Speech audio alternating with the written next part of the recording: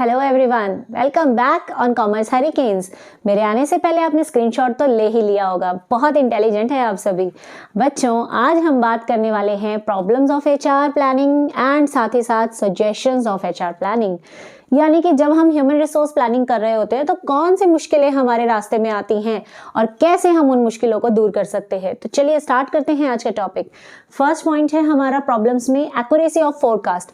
यानी कि ये जज करना बहुत मुश्किल होता है कि हमें फ्यूचर में कितने एम्प्लॉयज़ की रिक्वायरमेंट है। कई बार हमारा अंदाज़ा गलत भी हो जाता है।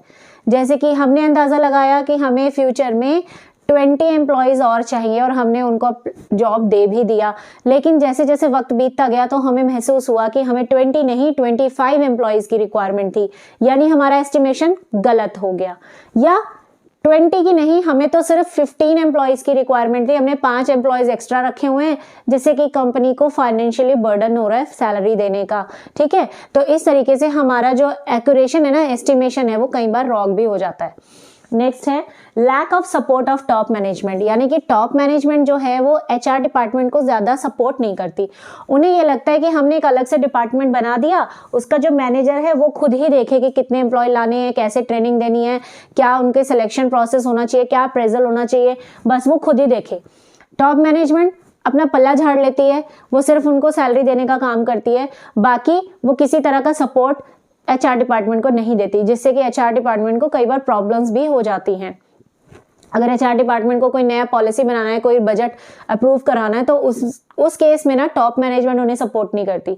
अगर एचआर डिपार्टमेंट कहता है कि एम्प्लॉयज़ को ट्रेनिंग देने की ज़रूरत है तो वो ट्रेनिंग देने का खर्चा नहीं उठाना चाहती। तो इस तरीके से एचआर डिपार्टमेंट को प्रॉब्लम होती है। Next, resistance from employees. यानी कई बार एम्प्लॉयज़ भी एचआर डिपार्टमेंट को रेजिस्ट करते हैं, यानी उसके खिलाफ हो जाते हैं। क्यों?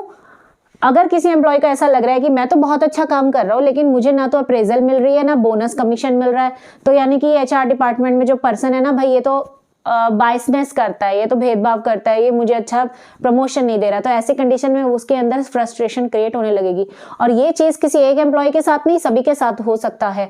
तो ऐसी कंडीशन में वो क्या करेंगे, एचआर जो प्लानिंग हो रही है या जो एचआर डिपार्टमेंट है उसके खिलाफ हो जाएंगे। ठीक है, नेक्स्ट आता है इनएडिक्वेट इंफॉर्मेशन सिस्टम। अब एम्प्लॉयज़ को हायर कर लिया गया, उन्हें ट्रेंड भी कर दिया गया, उन्हें जॉब पे रखा गया, लेकिन अगर हम उन एम्प्लॉयज़ को उनका फीडबैक नहीं देंगे तो एम्प्लॉयज़ खुश नहीं होते।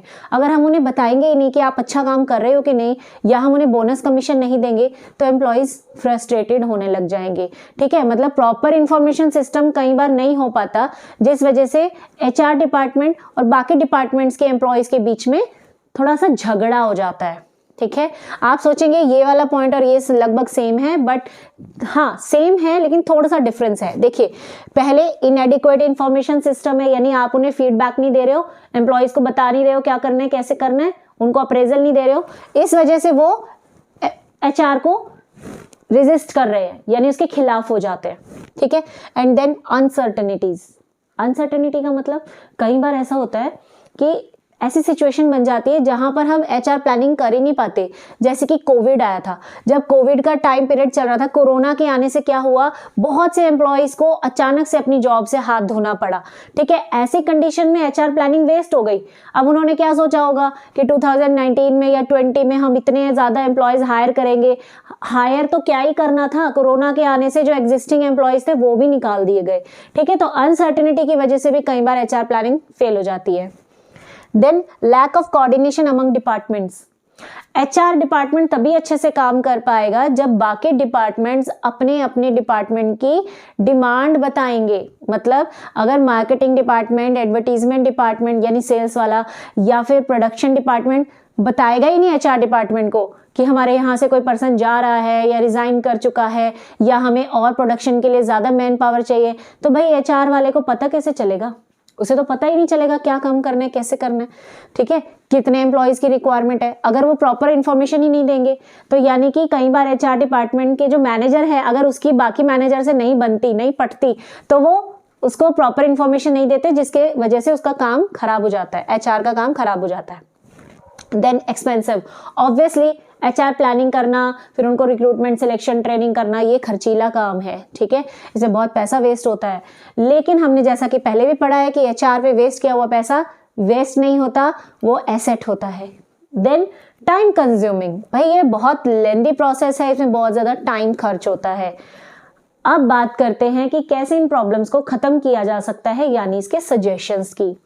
तो फर्स्ट है इंटीग्रेशन विद अदर डिपार्टमेंट, यानी अलग डिपार्टमेंट्स के साथ मिलकर काम कीजिए, कोऑर्डिनेशन रखिए। एचआर डिपार्टमेंट को सभी डिपार्टमेंट के हेड के साथ मिलकर चलना चाहिए, टाइम टू टाइम उनसे फीडबैक लेना चाहिए, time to time information collect करते रहना चाहिए।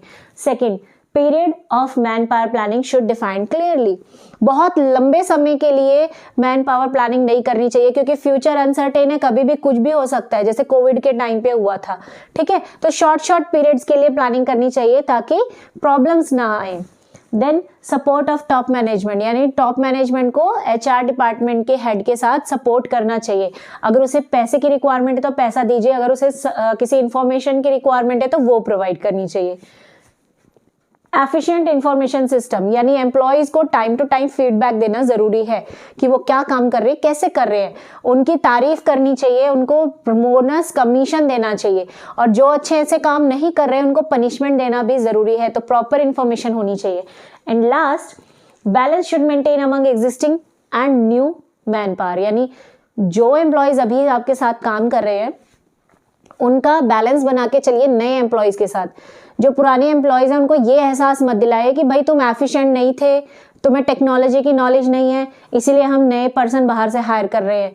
नहीं, आप उन्हें उनके साथ कॉन्फिडेंस में रहिए, उनको कॉन्फिडेंस में लीजिए कि हमने नए एम्प्लॉयज हायर क्यों किए। जब नया एम्प्लॉय आता है उसको पुराने वाले के साथ काम करवाइए, उसके अंडर में काम करवाइए, ताकि जो नया पर्सन आया है उससे पुराने वाले पर्सन की इंफॉर्मेशन की एक्सचेंज हो, और साथ ही साथ जो पुराने वाला पर्सन है वो नए पर्सन को ट्रेंड करेगा कि कंपनी में वर्किंग कैसे होती है, कंपनी के प्रोसीजर्स क्या है, वो सारी चीज़ें उन्हें बताएगा। तो बैलेंस बना के चलना है, उनके बीच में झगड़े करवाने की कोशिश नहीं करनी है। तो क्लियर हो गया आपको टॉपिक? वीडियो कैसी लगी कमेंट सेक्शन में ज़रूर बताइएगा। Bye, have a good day.